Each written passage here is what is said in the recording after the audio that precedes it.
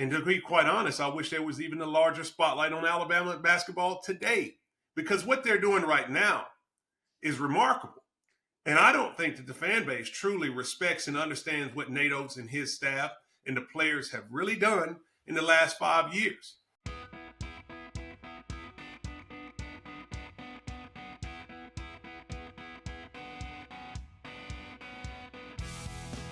Hey, welcome to Beat Everyone. I'm Ben Flanagan with AL.com, and joining me, as he often does, is Beat Everyone producer Matt Scalici. And as y'all all well know, it's basketball season. Alabama had a tough loss last week at home to a really scrappy Ole Miss team, but then rebounded in a big way with a top 10 road win against Kentucky in the hostile environment of Rupp Arena. And as we've talked about it here before, Alabama is a basketball school, and real ones know that has been the case for a long time. It's one of the winningest programs in SEC history, and that's thanks in part to our guest today, Alabama Mr. Basketball, first team All-SEC, McDonald's All-American, NBA draft pick, Euro Cup champion, and Finals MVP. Just to name a few of his many accolades, now a broadcaster and a college basketball analyst for the SEC Network, a guy that I know many of you watched while he wore crimson and white from Athens, Alabama, Richard Hendrix. Richard, thanks so much for doing this. Thank you guys for having me, and thank you for that introduction too. Really appreciate it. Of course. Well, Richard, you know, people want to know more about you and what you did as a member of the Crimson Tide basketball team, but since it's still fresh in our memory and Alabama's still fresh off of this huge win against Kentucky, what did you see out of them in Lexington on Saturday? Well, I saw them play to the potential of their talent. This is a team that, when I look at all the teams across the board in the SEC, it's a reason why Alabama was picked to be number one in the preseason in the conference. They have great positional size. They have two players in every position. And when they're able to play to their ability, then they can beat top teams. This was an example of that. Kentucky's a really good team. They play well together. And playing in Rupp Arena is going to be the toughest venue that you're going to play against in the Southeastern Conference. So coming off the loss against Ole Miss, where that was a wake-up call for what can happen in this year's SEC, it was no surprise to me that Alabama was able to go to Lexington and get it done. Well, you played for one of the most successful coaches in Alabama history, and Mark Gottfried. And, I want to ask you about him in just a minute, but what do you like about Nate Oats? Like, why do you think he's made such an impact so quickly in Tuscaloosa, where they're now a regular in the in the NCAA tournament? They're making Final Four runs. They're winning SEC titles. What is it about Nate Oats specifically and his brand of basketball that's working? Well, I think that the thing that I'm impressed with the most is the fact that he's true to what he believes in. And there are many coaches who have a philosophy of what they want to coach by, but it doesn't reflect on the product in which you see on the court. He's a guy who's a really good recruiter. He wants as much talent as he can possibly have on the roster, and he's not afraid to be able to manage it. He also knows he can play a style that is very attractive to young recruits who want to come be a part of college basketball and play the game they want to play, which is get up and down, play with pace, shoot threes from the outside, and have freedom. I think the thing that I'm really impressed with is on the defensive end, what he demands of his teams. If you don't play defense, you're not going to play. Now, I know this season early on in the non-conference, Alabama has struggled statistically when it comes to defense, and the numbers don't reflect the style that they like to play. But if you look at his championship teams that he's had, Herb Jones and Brandon Miller, and those particular seasons, Charles Bediako holding down in the back line, these were some of the best defensive teams in college basketball. And to me, when everybody thinks about the X's and O's and the fast-paced style and shooting threes from the outside, it's the defensive end that I'm really impressed with, that he's committed to. And I think it's starting to show, obviously, early on in this season's SEC slate.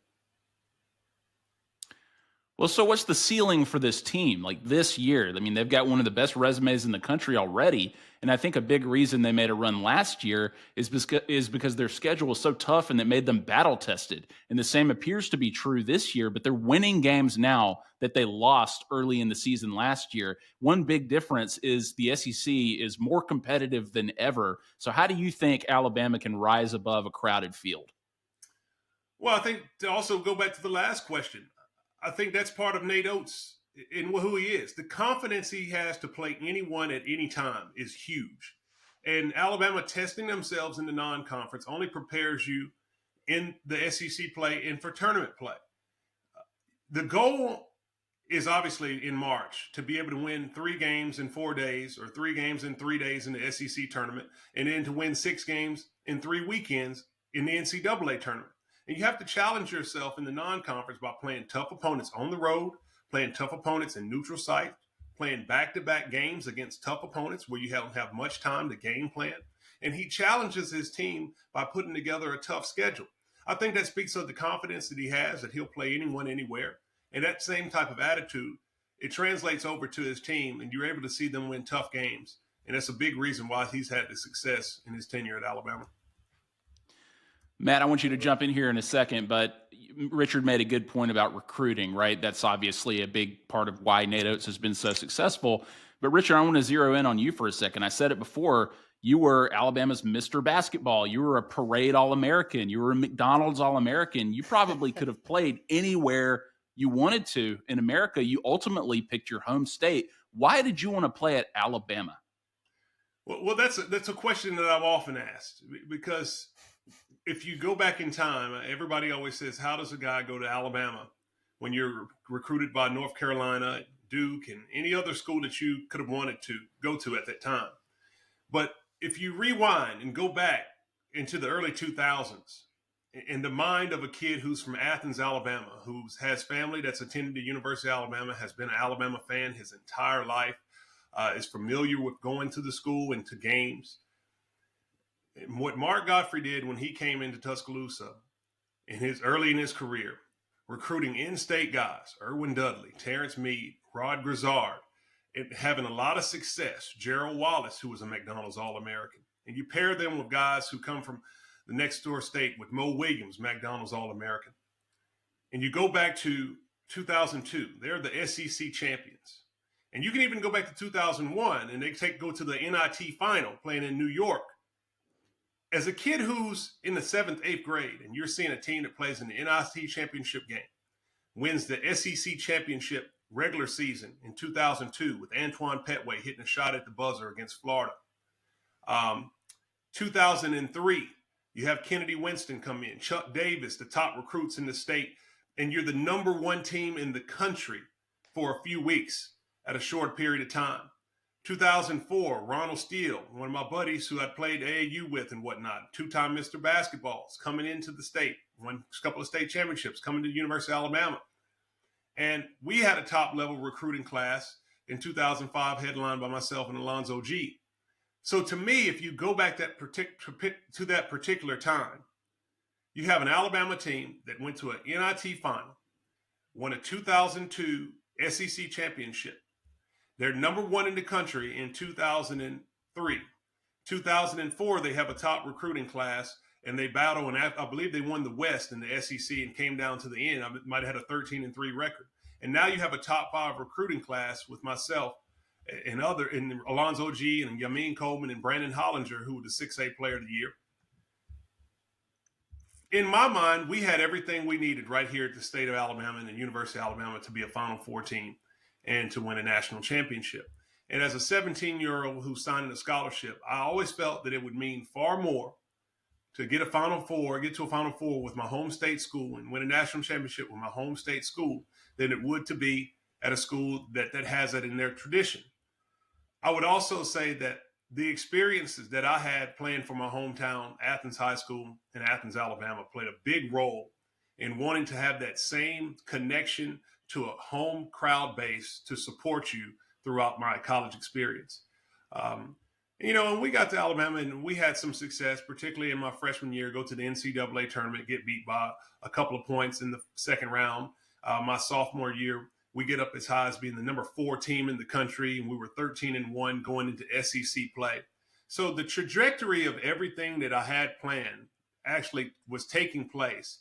And you have some untimely injuries on the team, and things of that nature just kind of took place, which ultimately led to us not having the success that I wanted to have. Individually, I think I played well and consistent and strong. But if you go back in time, I think the decision to go to Alabama over any of the Blue Bloods made perfect sense.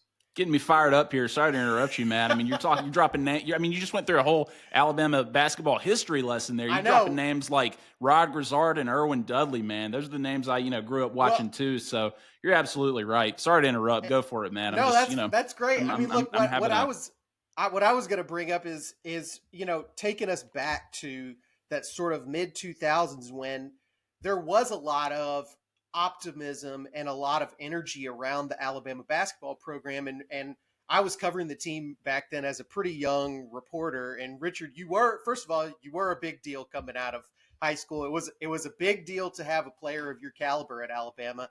But on top of that, one of the things that I think was very interesting about that time period is, Mark Gottfried.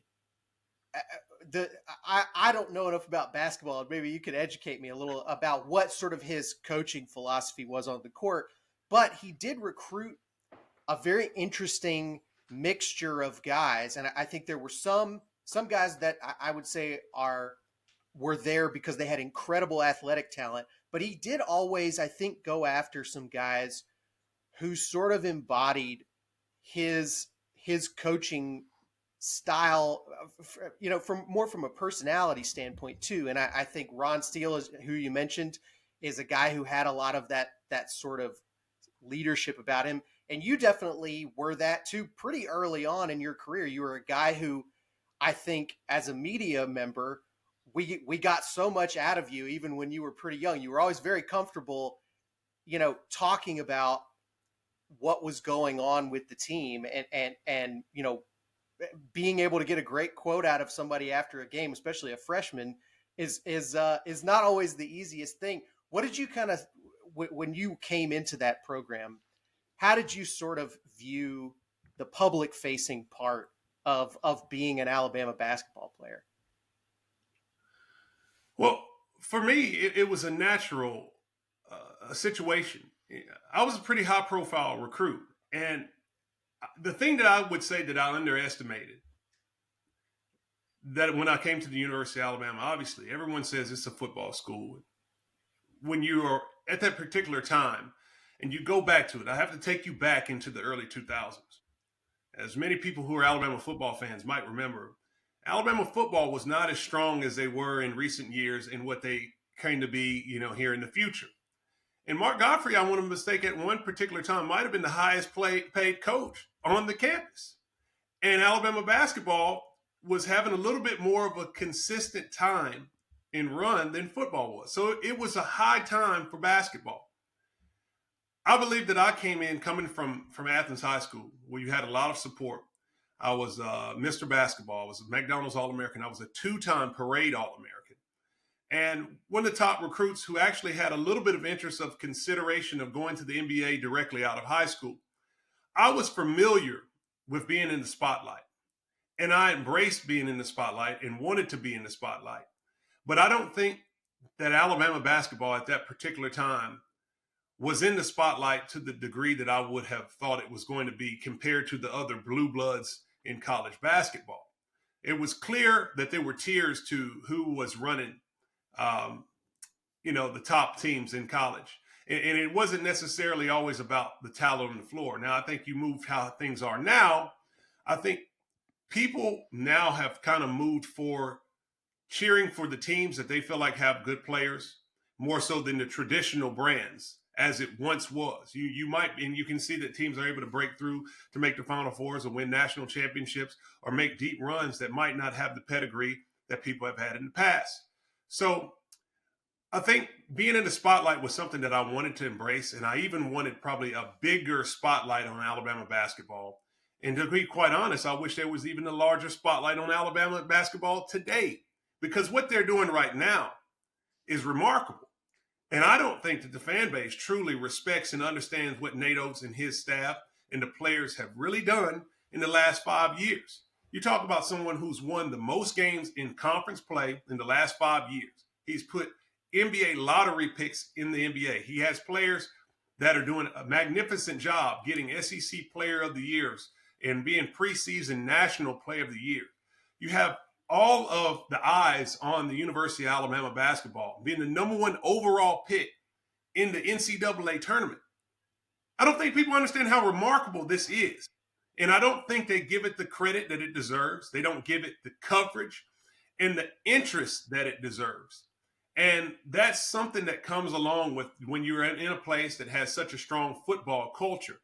But that would be what I would challenge the people to understand, that the spotlight needs to be bigger. The interest needs to be bigger. There needs to be more people talking about it at all times, and never take what you have for granted.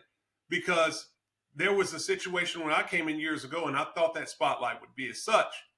And I believe everybody was taking for granted what Mark Godfrey had going in the early 2000s. And when it goes away, that's not the time to show your interest in complaint. That's your time, to realize what you have. Football might be feeling the same way about that right now, but that's the fan base, and that's the reality of Alabama basketball. I want to ask you real quick, Richard, about your freshman season, because in a lot of ways, to me, especially that postseason, look, in retrospect, obviously it was tough for y'all to get back to that point for a variety of reasons, but in that postseason, it really did feel like something had been created. Like there was a sustained success that we were starting to hit with this program. Talk to me a little bit about that NCAA tournament your freshman year, because you guys got eliminated in the second round, but it did feel like a very significant run in the tournament that year. I mean, and I think partly it was a great first round game, and the second round you end up losing to a team that was absolutely loaded with future NBA talent. Yeah, I think the promise was there. I think the high expectations that we had my freshman year with myself and, coming in as a freshman and high recruits, and Ronald being in his second year and Chuck Davis returning, and it was potential that Kennedy Winston, who entered the draft, would be back for his senior year, but wasn't able to be on that roster, as well as Jamario Davidson. We were preseason ranked in the top 15. Now, I can remember, but we didn't win any of the significant non-conference games that we played.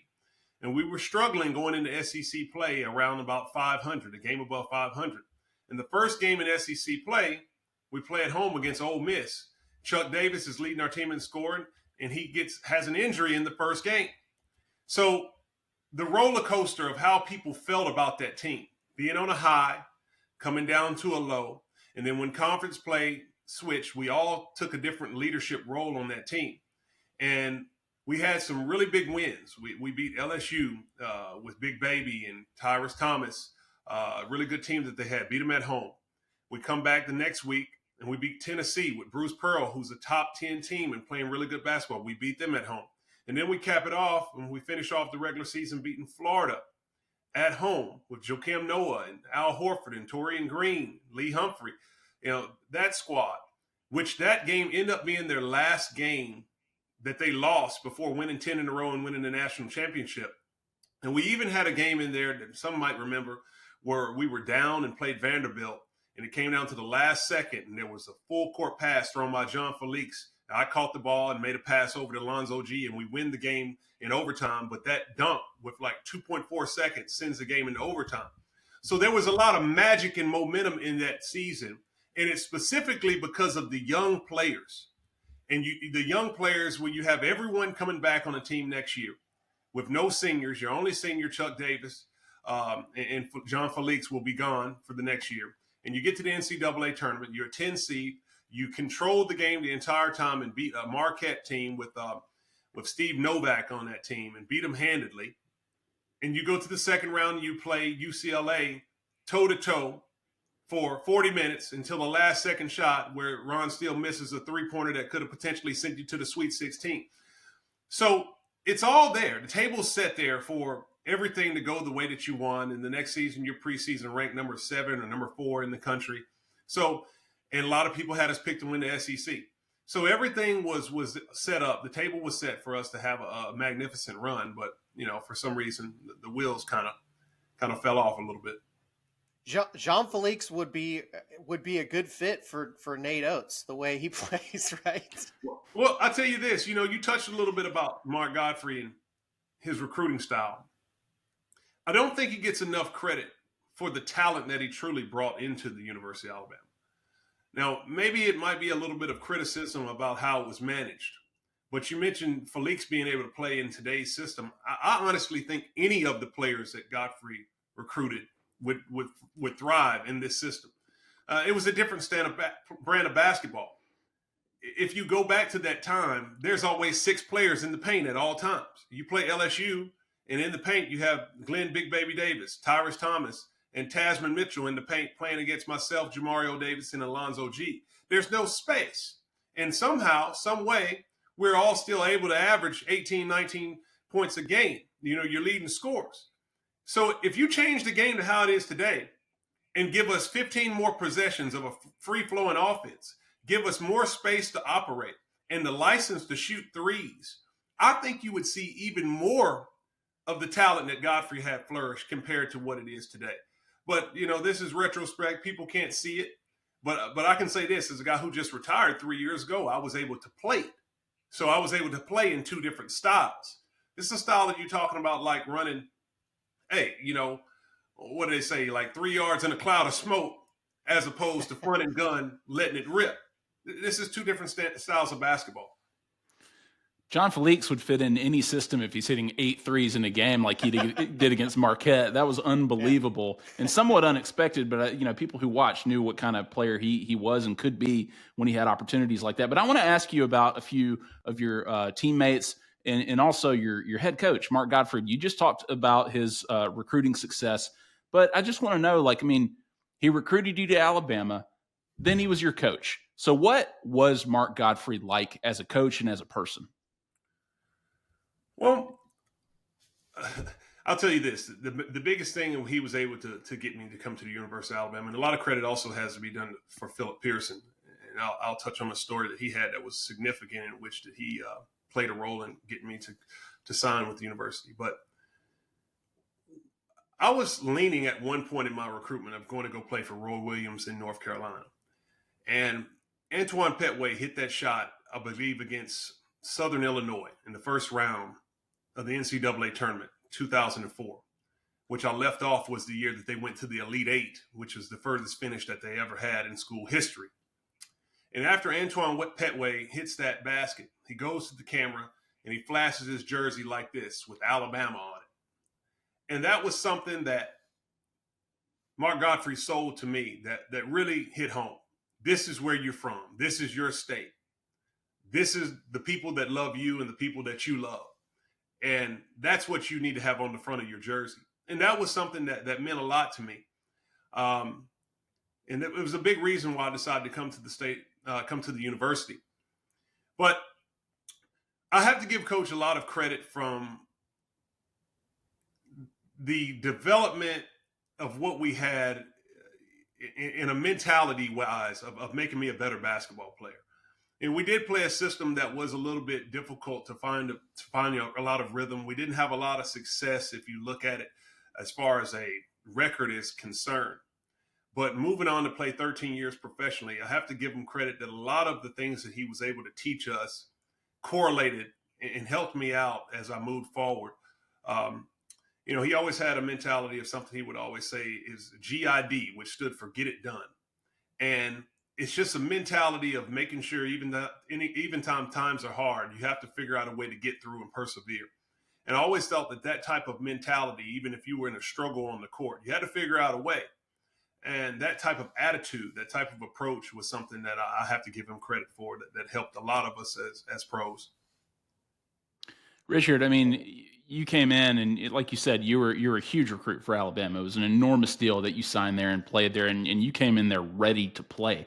I mean, and I have to think that, you know, the guys who were already there, you mentioned Chuck Davis earlier, but also, you know, some of the guys on the team who would eventually go to the NBA, like Alonzo G, and have a good career. But I'm curious though, because I mean, I know that practice is competitive, right? And getting on the court is competitive, and you're going against some of the best athletes in the country in that regard. What was your sort of, I guess, welcome to D1 basketball, welcome to SEC basketball moment that you can remember when you were a freshman? Well, everyone has a learning curve. And for me, I think the learning curve was the fact that, and I don't know if I necessarily agree with what took place from a standpoint of who you match your freshman with, but When I got there, the matchup that I had to play against every single day was Chuck Davis. And Chuck Davis to this day is a guy that I will say to anyone, that's the toughest player I ever played against. 6'8", a 7'3" wingspan. He has great feel on the low post. He's crafty. He's strong. And specifically, the most important thing, in the Mark Godfrey UCLA high post offense, he knows exactly what to do. And it was a major challenge for me, even though I felt that I had a lot of ability to come in and be impactful. It was a challenge for me to compete against a guy who was an all SEC guy, who'd been on a number one ranked team, who had led a team to an Elite Eight. And I have to play against him every single day in a system that he knows what he's going to do and he knows what I have to do. And that was a learning curve for me. And it took me a while to learn how to match that level of intensity. Now, my third game playing there, I had a breakout game of 22 points and 14 rebounds. So it took me a little bit of time to get it done because my debut was not what I wanted it to be. But mainly that was because of, I think it was a challenge because I didn't start from day one. I came off the bench and I had to figure out how to play with everyone else. But when you come in and you are ready to play, and the thing that I had about my game, I had a college level and even a professional level skill in being a big time offensive rebounder and defensive rebounder. And if you have a player who can create point production without having to draw a play up for, then he can make his way onto the court.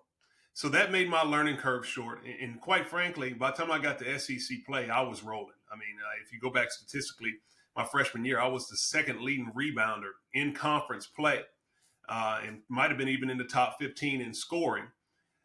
But to have that as a freshman and to have limited minutes as I had in the non-conference, but finally hit my stride, I think showed that I had some ability to play against some of the best. Did you have a player from an opposing team that sticks out in your memory of a guy that you went up against, really at any point in your career at Alabama, but maybe especially early on, where you thought that one has stuck with me playing against that guy? And humbly, I never felt like I was outmatched in Sure. any moment when I was in college. I do think that the battles that we had against LSU and Big Baby were something that if I had to point out a player, Glenn Big Baby Davis was the toughest player to play against, mainly because he's 330 pounds, he's 6'9". Every action is coming to him. And it's just like wrestling. Now, I had a little bit more size and girth on me at that particular time, too, because you had to have it to play in the SEC in the paint that period of time. I slimmed up a little bit later on in my career because the game has changed. But, that was a battle that you knew that every single time coming down the court, you had to be focused. You couldn't let him get close to the basket. You had to meet him early at the free throw line. You had to push him outside the paint. So it was just a battle all along for positioning. And then when you got the ball, it was all about making plays. But for me, I mean, you're playing against him. You're able to get double-doubles and wins at home. We played against Florida, who had some really good frontline players with Joakim Noah and Al Horford, and we had a big game there. I think I pulled maybe a freshman record. I don't know, it was 17 rebounds against the national champion team. So to me, humbly, there were some tough challenges, but I felt like I held my own. And you're a pretty cool-headed guy too, and some of those guys you're mentioning, I think of as like big personalities, right? Like that could maybe get in your head a little bit if you're not careful. Yeah, it could happen. I mean, but I've always been the type of player that can stay cool. But there were some characters that you're playing with. Obviously, Joakim Noah, Big Baby. In the post, you're always going. Charles Rhodes at Mississippi State was another really good player that you always had a lot of battles with, and it was always going to be competitive. So just to go back to that particular time, it was always that way. Richard, I'm glad you mentioned Chuck Davis. He was one of my favorite players to watch too. These kids don't know about post moves, post game play these days, Richard. And that guy was one of the best post players in the offense that I can remember. Certainly at Alabama, the guy just seemed to have what do people call it, a bag, right? Like he just had one of the deepest bags in basketball when it came to playing in the post. But another guy you played with is obviously somebody people remember really well in Alabama history, Ron Steele.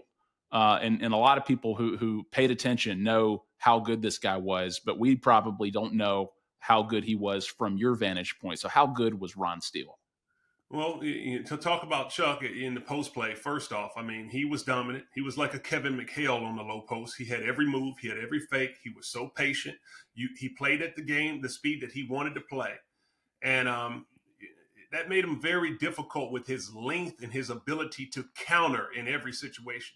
I would also add that if you really go back and watch the tape in that time period, what really made his post play special was the fact that Alabama, we ran a high post offense that had 2 and maybe 3 players in the paint. You just didn't have a lot of room to operate. So he was able to find a corner, find a crease in a phone booth and find a way to get to the basket. And I don't think people understand how difficult that is, the level of skill. Imagine if you had 4 shooters sprayed out on the perimeter and you just gave him the block to work all by himself. He'd be unstoppable. And those were some things that he taught me that it was effective for me as I moved forward in my sophomore and junior years, because I felt like I had the similar type of footwork, maybe not the same type of feel that he had in the low post, but I was equally effective. As far as Ron, it's the same thing. The way that Ron was able to operate on the outside is the same way that Chuck was able to operate on the inside. Balance to his game. He could shoot just as well as he could drive. He played at his own pace. You could never speed him up. He was really strong, too, with his body, that you couldn't push him off the spot. It's almost like a wide receiver who can always be open. You couldn't press him. He could get the basketball in tough spaces and make a play. And his creativity to always be able to be under control, to find an assist to drop off to someone else made him really fun to play with. In his freshman year, I think he had a record. I don't know, it might have been 17 to 18 assists that he had. So it showed you the playmaking ability he had. And the unfortunate thing that people don't realize about good basketball players, I wish people could watch better and really understand when you watch really good basketball players, is that when you have a multi-skilled basketball player, people often don't give the ability of one particular skill the credit that it deserves. And because Ronald Steele was such a good creator for others, you ignore the fact that he was really a pure shooter. You're talking about a guy who shot close to 90% from the free throw line. I'm sure he was in the 40s from 3, and his ability to shoot was lights out. If he had been a player who only shot the basketball and didn't distribute, you would view him as such. But that speaks of what his ability was, that he was a big-time playmaker, an outstanding shooter, had great touch, and a tremendous leader. And he always was that going back to his high school days.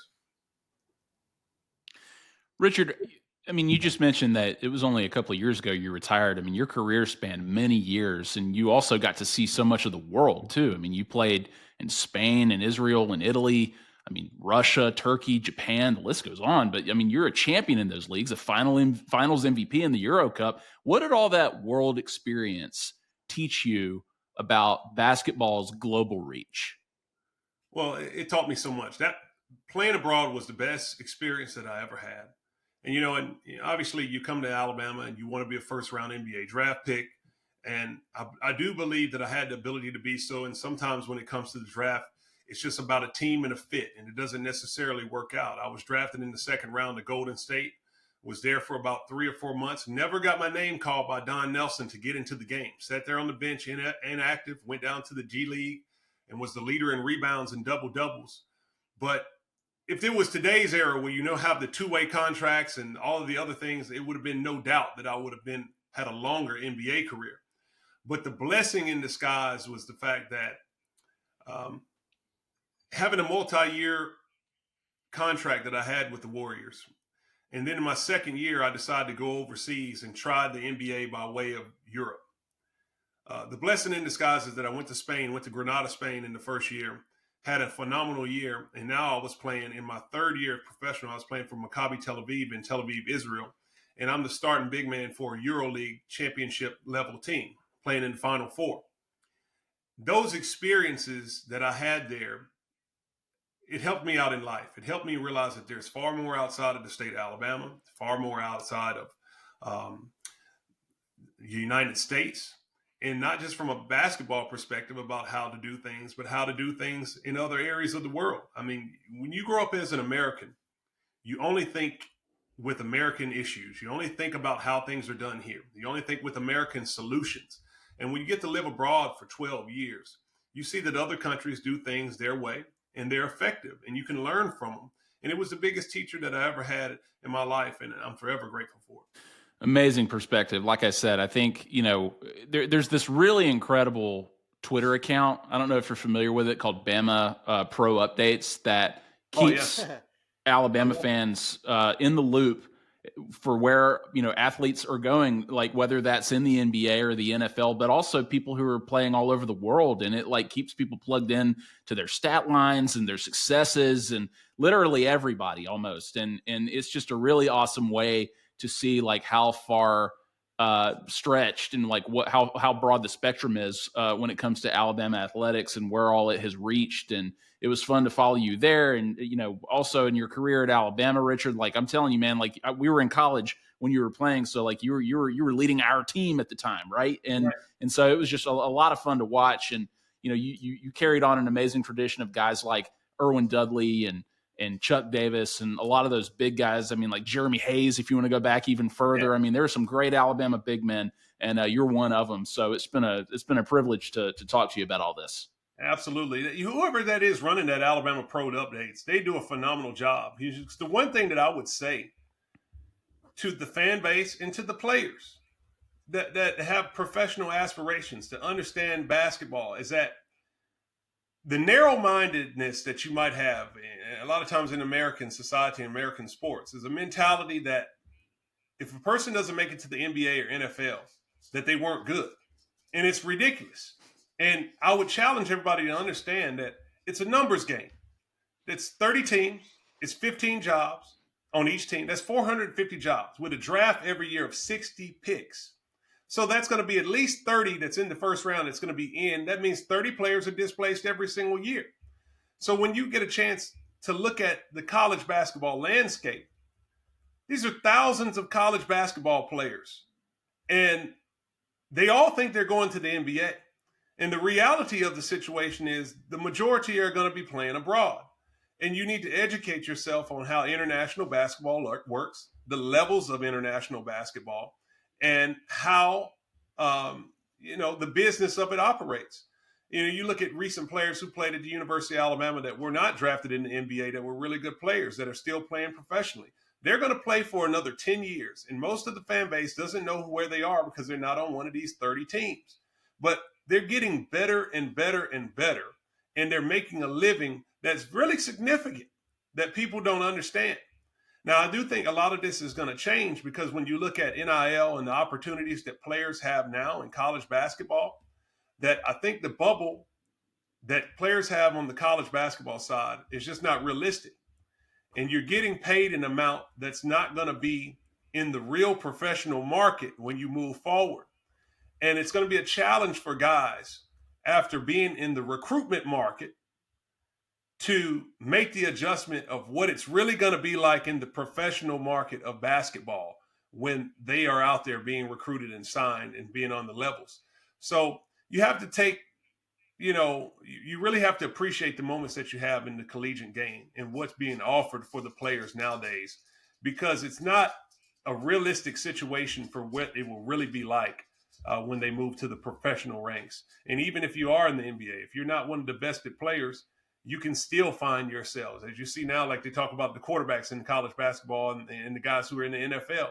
If you're not one of the vested players, then you still may find yourself in a situation that was better collegiately. So it's an education that everyone needs to have on basketball in general. And to go back to that one question you have, that's what I would like to see improve for the fan base. And as now that I'm a college basketball analyst, that's what I try to deliver when I'm on the call.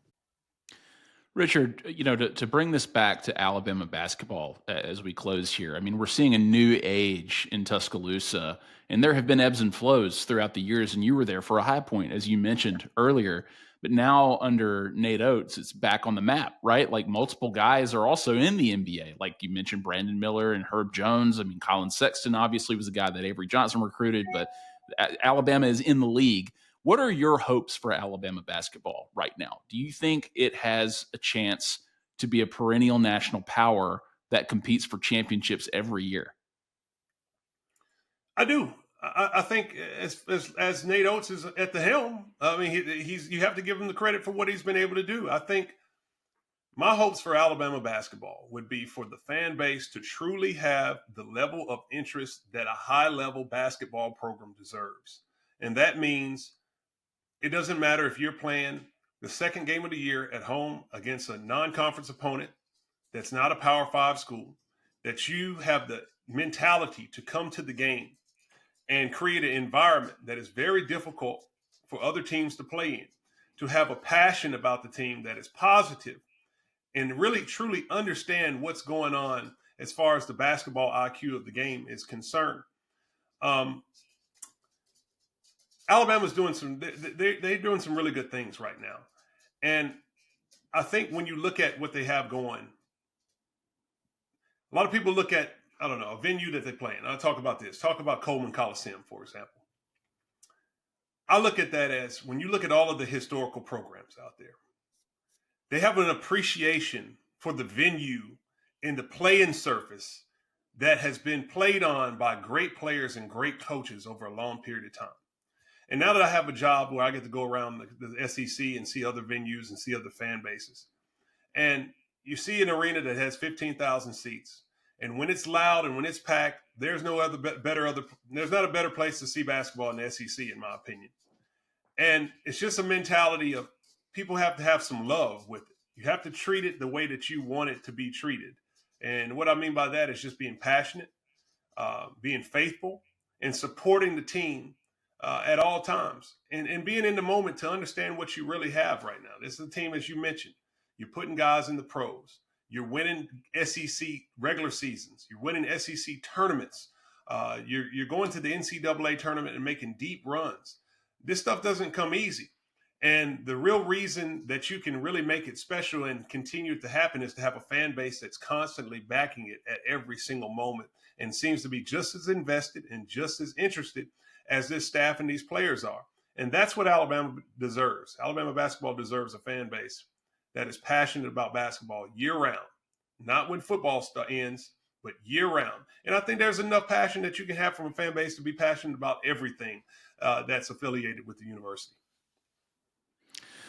I hope fans are listening, Richard. Amazing perspective from somebody who did it at the highest level for a long time, a former Alabama basketball great in his own right. You can hear him on the SEC Network now. Richard Hendrix, thanks again. We really appreciate it. Thank you, guys. Really appreciate it. And I'll say this, too. I know we talked about some other topics. I'm a talker. So if we want to do the end again, where I'll close out again, I'll give you some extra stuff here. You know, you're talking about my experience that we had abroad. The experience that I had abroad was a really good teacher. And what you found out living abroad was that there's other ways to do things. And the experience that you have of being in a foreign country and having to learn how to navigate your everyday life is a major challenge. And it gave me a lot of respect for people who are in America that don't, obviously have the privilege of understanding how the culture works. I mean, little things. I mean, if you have to drive a car, I had to get to Spain when I got there in 2009. I had a stick shift car. Never had driven a stick shift car. I had to learn how to drive that. Where do you go find a barber? You have to learn how to cut your own hair, certain things of that sort. You go to the grocery store. They don't have the food that you're used to, the brands that you're used to. So how do you learn how to cook for yourself? And then you're in the language barrier that you don't know what anyone is saying. And you have to figure out a way to survive, for lack of a better word, in a foreign situation. And that was a big teacher for me. And it shaped me to be a little bit more resourceful and a little bit more motivated for myself. And that was huge. It was an experience that I had to have my family living abroad with me. And it's something that to this day I'll always cherish. Our thanks to Richard Hendrix, one of the greats from Alabama basketball history. Thanks to Matt Scalici for joining us, producer John Hammondtree. Find Beat Everyone on YouTube or wherever you get your podcasts. And I'm Ben Flanagan with AL.com. We'll see you next time.